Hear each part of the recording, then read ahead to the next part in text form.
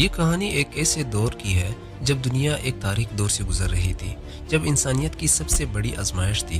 جرمنی کی فضاؤں میں خوف کا سایہ تھا اور ہر روز نازیوں کے ظلم کی نئی کہانیاں سنائی دیتی تھی۔ اینجل، ایک نوجوان یہودی لڑکا، اپنے والدین اور دوستوں کے ساتھ جرمنی کی سب سے مشہور بیکری میں کام کرتا تھا۔ وہ محنتی تھا، خوش تھا اور اپنی زندگی کے ہر لمحے سے محبت کرتا تھا۔ لیکن یہ خوشی بہت جلد چھن گئی جب ایک دن وہ اپنے خاندان کے ساتھ ایک خون آلود ٹرین میں سوار ہو گیا جو انہیں موت کے راستے پر لے جا رہی تھی۔ ٹرین کے دروازے بند ہو چکے تھے اور وہ ایک بے رحم سفر کی طرف روانہ تھے۔ سرد ہوا کا ایک شدید جھونکا اندر آیا اور اینجل کے جسم میں کپکپی ڈال دی۔ ہر طرف برف کی تہیں جم چکی تھی اور باہر کا منظر ایسا تھا جسے پوری دنیا سو گئی ہو۔ اینجل کے ساتھ سینکڑوں لوگ بھی تھے جو سخت سردی میں بلبلاتے ہوئے خوف کے سائے میں اپنی تقدیر کا انتظار کر رہے تھے۔ سفر کا ہر لمحہ اذیت سے بھرا تھا۔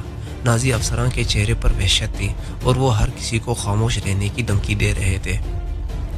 لیکن اس وقت ایک بوڑھا شخص اینجل کے قریب آیا۔ وہ بہت کمزور اور سردی سے لرز رہا تھا۔ اس کی آنکھوں میں خوف اور بے بسی کا عکس تھا۔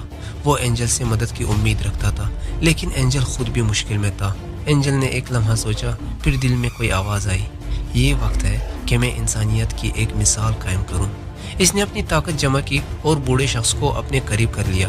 وہ خود تکا ہوا تھا، اس کی انگلیاں سن ہو چکی تھی اور اس کا جسم سست ہو چکا تھا، لیکن اس نے اپنی تمام تر توانائیاں اس بوڑھے شخص میں منتقل کر دی۔ اس کی سر ٹانگوں کو رگڑتے ہوئے اور اس کی جسمانی حالت کو بہتر بنانے کی کوشش کرتا رہا۔ زندہ رہو، تمہیں زندہ رہنا ہے، اینجل نے اس کے کان میں سرگوشی کی، جیسے وہ خود اس کی زندگی کا حصہ بن چکا ہو۔ وہ جانتا تھا کہ اس کا درد، اس کی قربانی، اس کا گرم جسم شاید کسی اور کی زندگی بچا لے۔ گھنٹے گزرتے گئے اور رات کی سیاہی اور بھی گہری ہوتی چلی گئی۔ اینجل کی آنکھوں میں نیند اور تھکن کے آثار تھے، لیکن اس کے دل میں ایک عجیب قوت پیدا ہو چکی تھی۔ اس نے اپنی آخری توانائی کو اکٹھا کیا اور پھر اس بوڑھے شخص کو اپنے باہوں میں جکڑ لیا۔ آخر کار صبح کا اجالا ہوا، سورج کی کرنیں برف پر چمک رہی تھی اور رات کی ٹھنڈک کی موت کا منظر واضح ہو چکا تھا۔ اینجل نے چاروں طرف دیکھا اور اس کا دل دہل گیا۔ جہاں بھی اس کی نظریں پڑیں وہاں منجمد لاشیں تھیں جو سردی اور بے رحمی کی وجہ سے اپنی جان گنوا بیٹھے تھے۔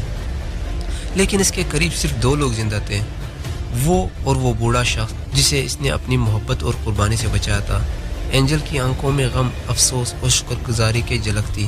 وہ جانتا تھا کہ اس کا سب سے بڑا مقصد کسی اور کی زندگی بچانا تھا، اور آج اس نے اپنی قربانی کی قیمت پر کسی اور کی زندگی بچا لی۔